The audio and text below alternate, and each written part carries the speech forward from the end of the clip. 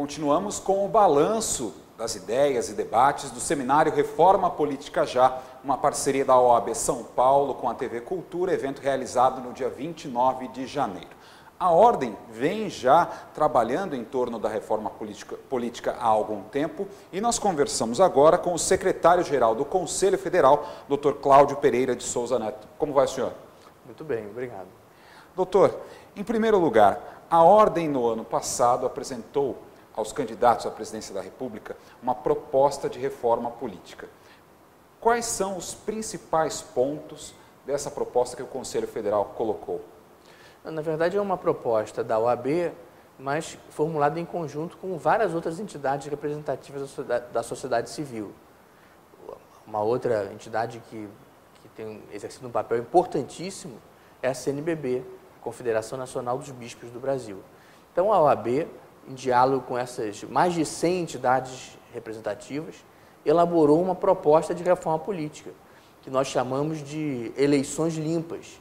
É o mesmo grupo que elaborou a lei da ficha limpa, agora elabora um projeto mais amplo, que é o projeto Eleições Limpas. A lei da ficha limpa atacou as consequências das disfunções da vida política brasileira. O projeto Eleições Limpas ataca as suas causas. Duas são as dimensões fundamentais do projeto. Uma primeira dimensão é o financiamento democrático das campanhas eleitorais. Numa democracia, o protagonista deve ser o cidadão, não pode ser a empresa. Nós desejamos retirar as empresas da vida política brasileira. Então, a nossa proposta de financiamento é muito semelhante ao sistema hoje em vigor. Você tem uma parte de financiamento público e uma parte de financiamento privado. Só que desse financiamento privado retiramos as empresas. Apenas o cidadão poderá doar. E, ainda assim, doar valores módicos. Haverá uma limitação nominal, um valor máximo que poderá ser doado por cada cidadão. Então, esse é um aspecto principal que nós entendemos de fundamental importância. Nós não queremos mais que as empreiteiras, que os bancos dominem a vida política nacional. Nós temos a percepção de que daí resultam problemas graves no tocante à própria corrupção das práticas administrativas e das práticas empresariais. É fundamental extirpar o financiamento empresarial da vida política brasileira.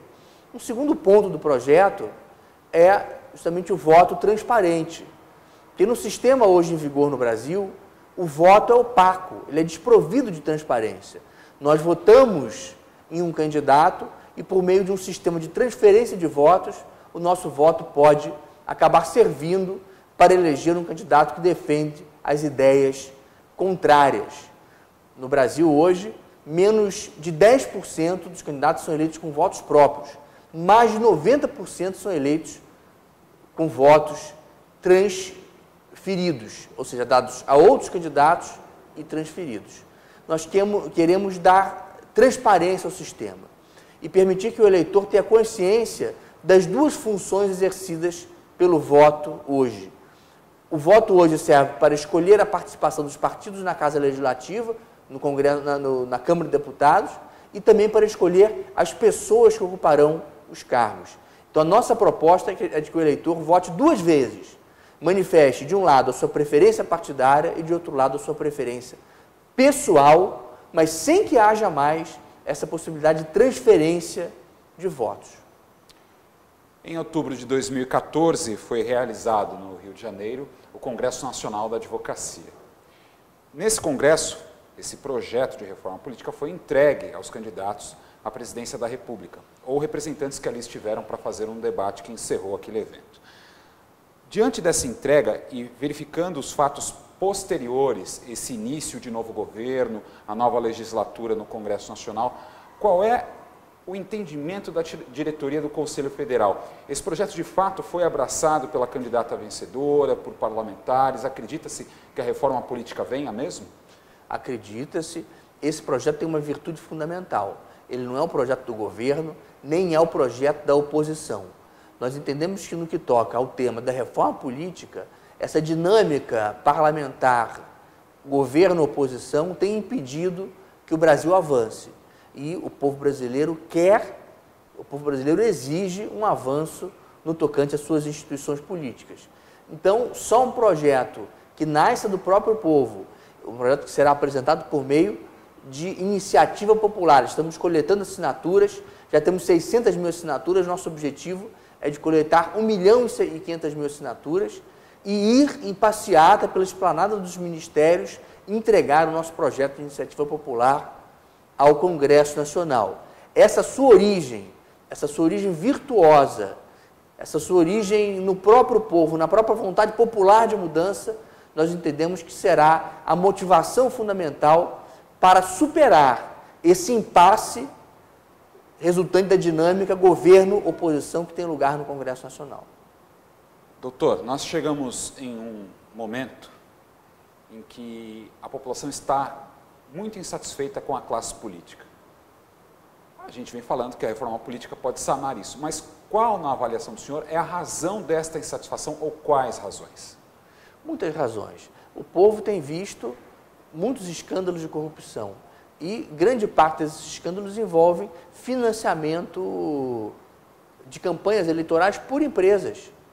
Nesse último escândalo envolvendo a Petrobras, por exemplo, as empresas envolvidas são algumas das maiores financiadoras das eleições no Brasil.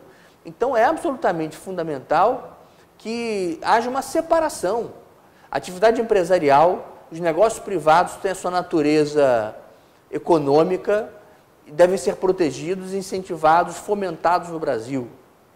Mas este setor não deve ter uma relação com o setor político, com o setor administrativo.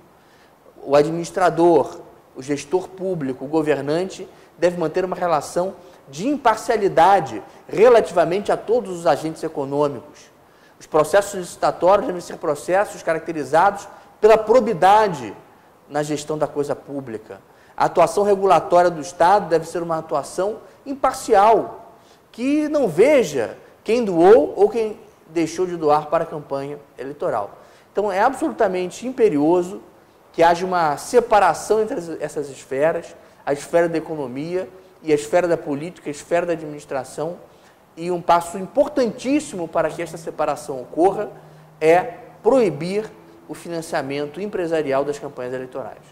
Para concluir, o senhor citou que este projeto de reforma política que a Ordem elaborou em parceria com outras entidades da sociedade civil, ele está agora passando por uma etapa de coleta de assinaturas, planeja-se chegar a 1 milhão para que ele ingresse no Congresso como projeto de lei de iniciativa popular.